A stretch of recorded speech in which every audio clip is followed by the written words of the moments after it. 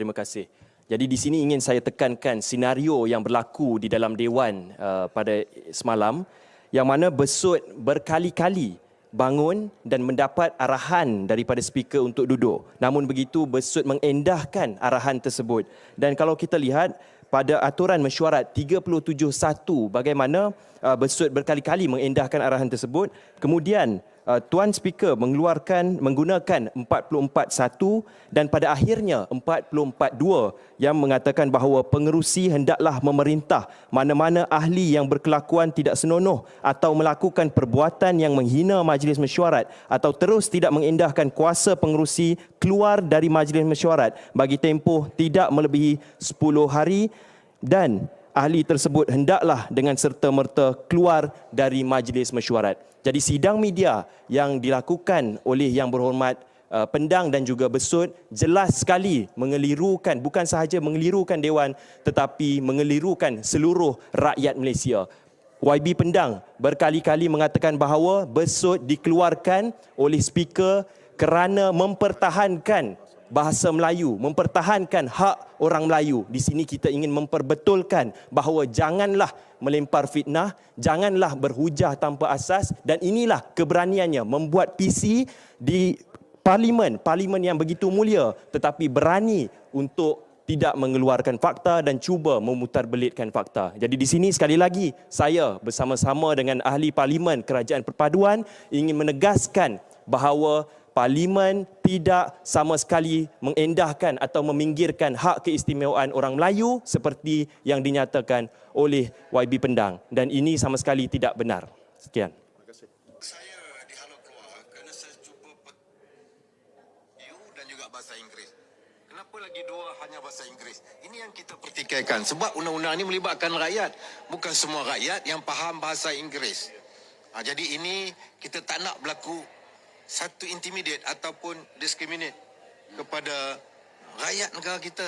Saya rasa satu perjuangan, satu pengorbanan yang besar oleh Yang Berhormat Besut. Dia diambil tindakan kerana mempertahankan bahasa Melayu yang menjadi majoriti bangsa Melayu yang ada dalam negara ini sebagai bangsa yang dominan. Jadi saya ucap tahniahlah kepada Besut kerana diambil tindakan kerana mempertahankan bahasa Melayu. Ini satu kita tak tahulah, mungkin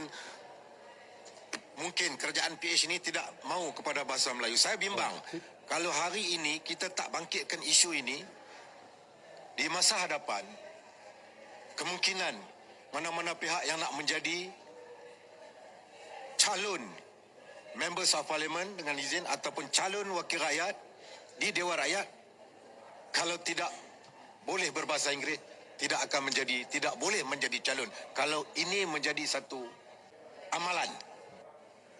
Saya tengok polemik tentang penggunaan teks bahasa Inggeris dalam kedua rang undang-undang tersebut. Saya nak jelaskan kat sini supaya tidak ada kekeliruan lagi. Teks rasmi, authoritative text untuk kanun keseksaan dan juga kanun acara jenayah itu atau CPC, Criminal Procedure Code, adalah dalam bahasa Inggeris. Jadi sebab itu pindaan yang dibuat adalah pada teks bahasa Inggeris. Tapi kalau kita tengok rang undang-undang yang diletakkan atas meja kita dan dibacakan adalah rang undang-undang dalam bahasa Melayu. Cuma ia meminda teks bahasa Inggeris bagi kedua-dua akta tersebut, iaitu Penal Code dan Criminal Procedure Code. Ini dibuat pada tahun ini dan juga perkara yang sama telah dibuat oleh Kerajaan Perikatan Nasional yang mana Timbalan Menteri daripada Perikatan Nasional, YB Masjid Kat Tanah, juga membuat perkara yang sama.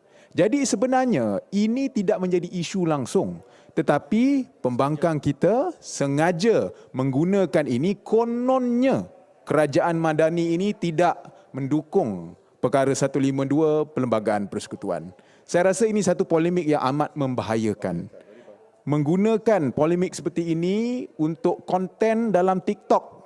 Penjelasan yang diberikan oleh YB Timbalan Menteri langsung tidak diendahkan. Padahal kita dah settle benda tu dalam mahkamah, dalam sidang tadi semalam, bahawa isunya sebenarnya telah diputuskan, tetapi mereka bawa perkara ini untuk dijadikan konten dan akhirnya mereka akan mendapat ribu-ribu likes dan berjuta shares dan sebagainya. Jadi sebab itu kita berada di sini untuk dengan izin put the record straight, untuk mengatakan bahawa ini sebenarnya modus operandi Perikatan Nasional untuk menyemai kebencian terhadap kerajaan Madani. Itu saja daripada kami. Ada soalan? Tak ada? Okey, terima kasih.